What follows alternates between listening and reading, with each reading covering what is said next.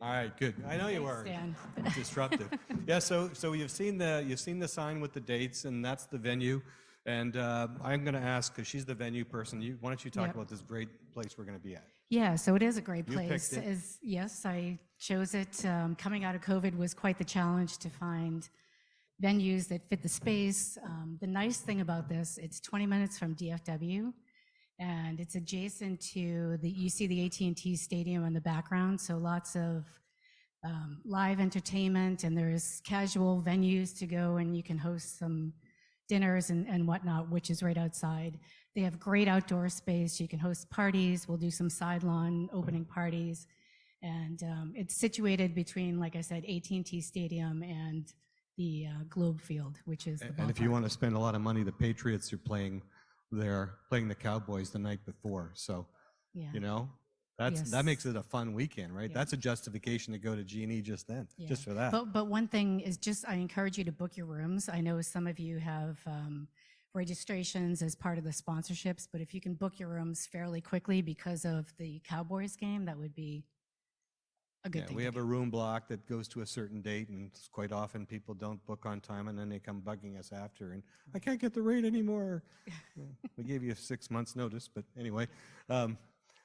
Yeah, great venue, and we're going to try to do as much. The weather's pretty good that time of year, so some of the functions, cocktails, and so on are going to be outside if we can. We have backup plans. In terms of, you've heard a lot. I thought, Nan and Pascal and the panels did a good job of starting to shape this. That's the first time we've really been shaping the NAS topic and bringing in the TM Forum. Joanne's been helping out, bringing that perspective. So really what we're trying to do here, when we looked at this, we said this is going to be a big part of our future. There wasn't an event around NAS, so let's try to take a leadership role, just like what we're taking with the industry blueprint, right? So it's a first year, we have a lot to learn, but it's really about bringing that new ecosystem together, defining who it is, what they're all about, and we want to bring out representation from the entire ecosystem. We are going to have enterprises, obviously providers, vendors, data center, NAS platform providers. Obviously, we are going to have the majority of the audience is still going to be sort of our sweet spot of service providers and vendors, but we're surgically working hard to bring out the representation. A number of folks in the room, like Sunil and Nan and others, are actually soliciting large enterprise top-level speakers as we speak, and you'll start to see the speakers emerge on our website in the coming days and weeks. But also, and this has, I think, been sort of, if you've gone to the MEF events, more 14, 15, 16, 17, I think thought leadership has been something that's been that we've seen across the board, the quality of the speakers, the leaders, the same type of folks that are up here. So that's certainly, the kind of people we want to bring out. But it's not just about executives, it's the people that make it happen that we want to have, and the people in the room here. There are so many people, influencers and managers and type, that are actually making all this automation happen. And so we want to bring them out too, not just automation, of course. So that's our audience. It's sort of intermediate to senior in general. The numbers, it's a first year, so we're going to see how it plays out. A lot of companies don't have this in their budget. A lot of companies are dealing with post-COVID travel policies, and where does that sit? But we're targeting to have about 700 people. And the numbers of companies comes from previous MEF events in terms of what we experienced. When we had an event which is a bit bigger than that, we would do maybe about 200 companies from 35 to 40 countries. So these are sort of our targets, speakers. And Melissa's doing a great job of bringing the media and analyst community together. That's something we've done well in the past. We pay for them to come, so they're going to show up. They're going to be, the analysts are going to be hosting our panels and so on. We have a media hub, which is very well located.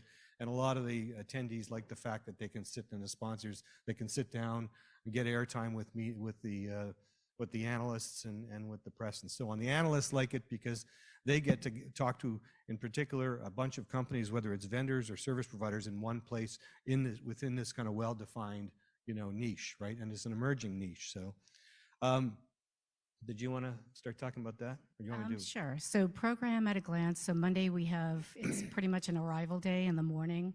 And then we kick off with Daniel's LSO Global Summit from 12 to about 5 o'clock. Is that a new brand? Daniel's LSO Daniel's Global LSO Summit? Summit. We'll have a press conference that is pretty much open to the audience. And then, as I mentioned, an opening party somewhere outside on the side lawn with some nice entertainment and great food. Day 2 and 3 pretty much mirror each other with executive presentations and panels in the morning. And then we're really trying to focus on networking at this event and allowing enough time for people to have time to have meetings in their suites and meeting tables and so on. So the 4 to 6 o'clock time frame is open for whatever you'd like to do there. And as Nan mentioned, we'll have our black tie event on Tuesday night, which is always a nice turnout. It's a beautiful evening. And then Wednesday, we will close out with a drinks reception at the end of the day. Yeah, the networking thing is, it's nice to have actual networking time when you're not missing conference sessions that you might want to be sitting to. And there's meeting rooms and tables and so on and so forth, and all sorts of space to do that. Look, I won't go into a lot of details, but on the website now, we've got a lot of key topics identified. We started by just identifying key topics. As Stan does research for the blueprint, he's driving the blueprint with Pascal. Then he's updating some of these topics, and then from here, we're actually building out, which the first generation is on the website as well. So you could actually see these topics being put into certain buckets, and there's a logical flow that goes from day 1 to day 2. And from there, we're going to obviously, setting up the specific presentations and the panels and whatnot. So that's coming along. GNE.MEF.net is the site. And I'm really excited about the LSO Global Summit because we had the smaller partner conferences that were very well received in our, I guess, the 3 of them now, right? And this one is I'm expecting probably 250, 300 people at the Global Summit. So the way I'm really positioning this is that if you're doing anything whatsoever with MEF APIs, you have to be there. If you're partnering with another service provider, if you're a vendor, you have to be there. And it's going to be very much a top-down view of our vision with respect to automation. This isn't going to be heavy on the NAS. There's going to be a connector, obviously, to the NAS topic, but it's going to be about LSO, the vision, the roadmaps, where are we going with it, key topics like collaboration with TM Forum and Camara. Everybody asks those kinds of things, but by the time we get to October, we have more data on. It's not exhaustive data, but we have more data on API implementations, some of the success stories, some of the data, ROI data, and so on. So we're going to put some emphasis on user stories, which is what you're seeing on the right. But also, there's you've seen some of the panels here. There's really quite an emergence of capabilities from the vendor community supporting LSO natively, and the service providers want to know that. They want to know who's doing what, right? So if we can show real LSO solutions in action, and I'm certainly in talking with the vendors, they want to be able to show their stuff as well. So that's going to be part of it. And that kind of ties into this, where we don't have a networking hall or an exhibit hall. That's not something that was going over all that well, and companies were happy not to have the booths. But we have these essentially demo stations, and they're all strung through the foyer where there's a lot of people. So there'd be about, what, a dozen of them or something like that? Yeah, there's been a lot of interest, especially as of late. So we have limited space. I think we're maxed out at about 15. It's not a sexy picture, but we'll make the backdrop and we'll be branded with your logo. But yeah, as Kevin mentioned, it's high traffic. It's really pretty much outside all the main ballrooms, so you'll have ample time to meet with. But this your you get the CLSO, network as a service in action. That to be updated was a note to me for you to fix it or something like that. Guess we missed that one. So there's our sponsors so far. It's coming along nicely. Thank you very much for Console Connect and Lumen as Diamond sponsors. I won't read them all, but many of them have been with us for many, many years, AT&T and Verizon and Comcast. And we have some newcomers such as ServiceNow and ConnectBase, et cetera, et cetera. So if you're in the room and your logo's not up there, you know who to talk to, right? We'd love to, happy to talk to you as well. And we have, the diamond is sold. There's 2 diamonds there, but we made a commitment to a couple of other companies. If they want to upgrade, we can do that, max at 4. So we'll have 3 or 4, so there's no more of those. And we have to be careful in this business. You can't just sell too many platinums, because then you got too many speaker commitments and your agenda gets messed up. So we could do maybe 1 or 2 more platinums, right? And that's it.